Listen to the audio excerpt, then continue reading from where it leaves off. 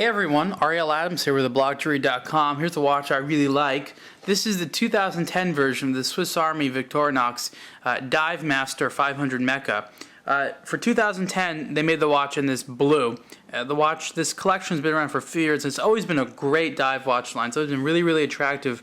And over the last 2 years, they've been making only automatic models. And they had a couple of quartz versions that were also really, really good looking. Slightly different dial look, different sort of personality, but this one's neat. This watch also comes in a black and orange, I think a red as well, and blue now. So there's a few different types of colors, and they all look pretty good. The blue is just a nice, handsome look to it. The dial is kind of metallic, not really, a little bit as you can see. The case is 43 millimeters wide, PVD gunmetal tone, steel, of course, 500 meters water resistant. One thing that's interesting about this watch is you would assume that they would put in there an ETA 2824 automatic. No, they put in a 2892, which is a much higher grade movement. Well, not much higher grade, but it's a higher grade version movement. And you see it in there. It's actually quite nicely decorated. Some nice striping, some nice polishing.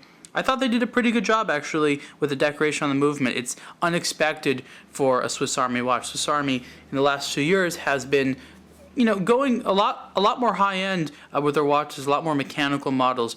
Very easy to read dial. The luminance on this watch is excellent. I have to say, it's excellent. Really nice action on the rotating dive bezel. It's got 120 clicks, so it's a little bit more clicks than your 60-click one. Overall, really nice. One of the things that almost all Swiss Army watches will have on the dial around the hour indicators is 24 hour scale on there as well for military time. Interesting thing they did with the date window there, they sort of expanded it. Well, the window itself is the right size, but they have sort of this gray border around there with some lumen there. It just creates an interesting kind of look to it. I think it's interesting. Wearing this watch is great. It has a really nice, chunky blue rubber strap. It's just very thick. It feels comfortable. It feels very high quality. I mean, it's funny how rubber straps are like really not all made equal, by no means. There's different grades of them. They use a nice thick one here. Watch looks very good. At 43 millimeters wide, it's a good sort of middle ground between a big watch and a medium-sized watch. I feel that some people think that 43 millimeters wide is large.